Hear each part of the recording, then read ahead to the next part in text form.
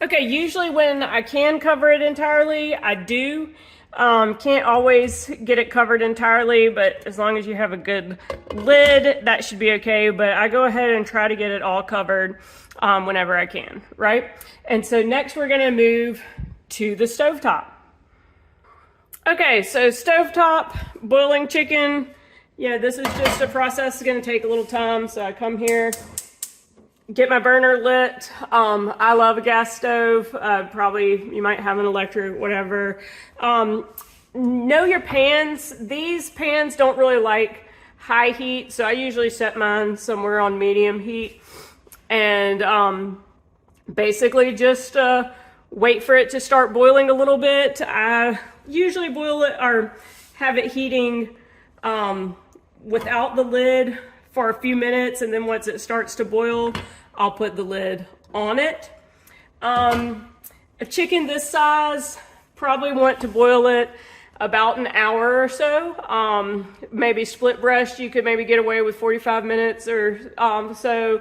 You just want to make sure that the chicken is done. If you have a food thermometer, you can always jab it with that. Make sure it's done. Poultry, I think, needs to be above 180, 160, 165, okay, is what this food thermometer says for poultry. So if you're ever wondering, you can always just check that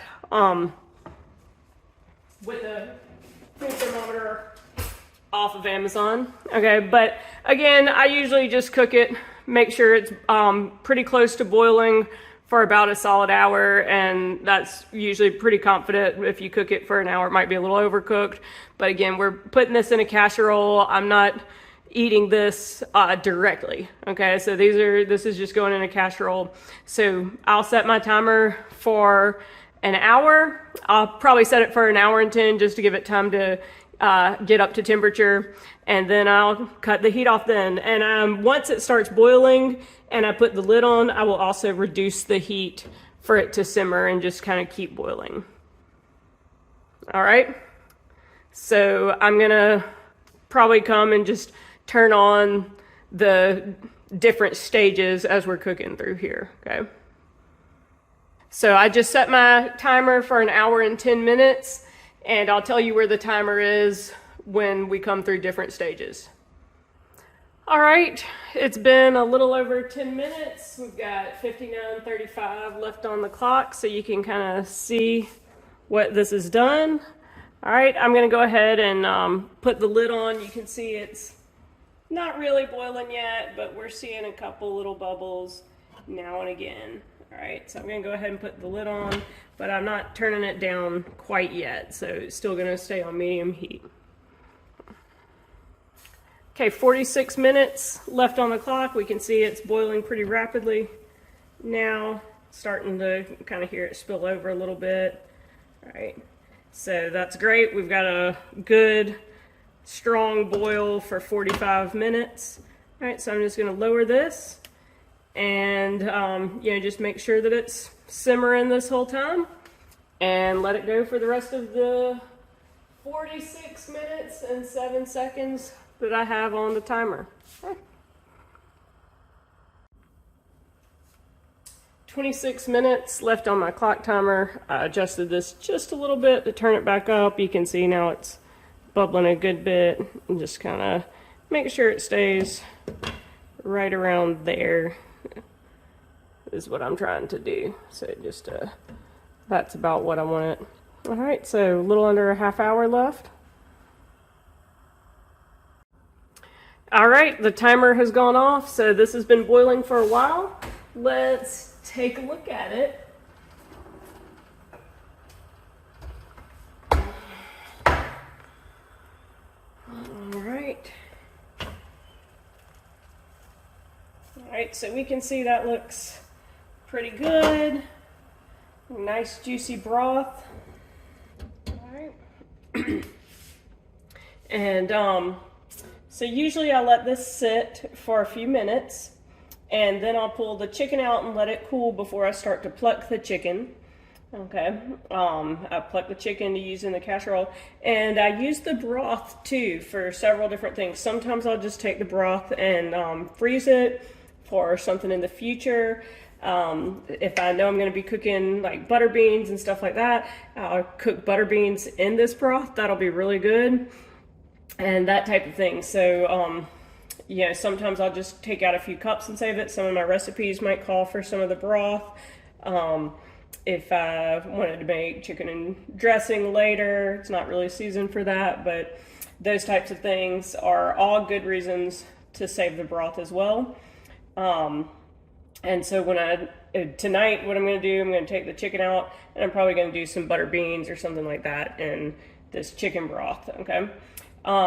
When we take the chicken out, it should be pretty tender. A lot of times it falls apart on us, okay? And so that's a good way to tell that it's done when it's falling apart on you like that.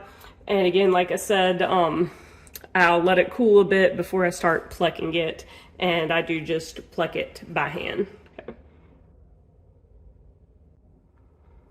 All right, I've let this sit for about 10 minutes. All right, so it's time to pull the chicken out. See all that steam coming out. Right. So I tend to use some tongs. These aren't my favorite tongs. And that doesn't have what I need. Okay, my favorite tongs are dirty, so we'll just have to use this as what I typically use to try to get the chicken out. Big thing is I don't want to dump, so it's tempting to try to get it like this and turn the tongs up, but then you will end up dumping water, very hot water on yourself. So let's see if we can just get a good grip on our chicken and kind of support it. Whoa. And that answer is no. All right, let's try it again. Let's use my right hand. There we go. And see, that leg's probably gonna fall off. That's good. And we got it saved. All right, there we go. All right, but you can see how easily the leg is coming off and how easily things are separating. We lost a wing over here.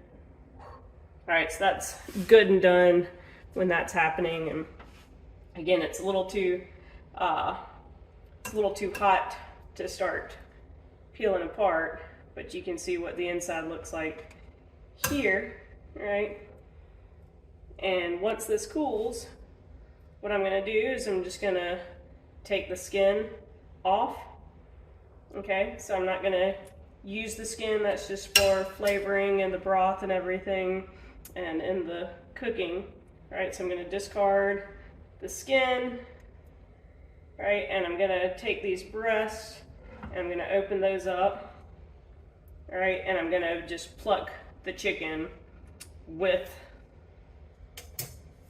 my hands, right? So these pieces here, I'll just be pulling apart like that, making sure to get as much off the bone as I can and not get the bones in, because nobody wants to bite down on a bone in their casserole, right? So I want to make sure I avoid, there are some real little bones back here, right? So I want to make sure I'm avoiding the skin and bones and what meat I'm shredding up, just picking apart like that.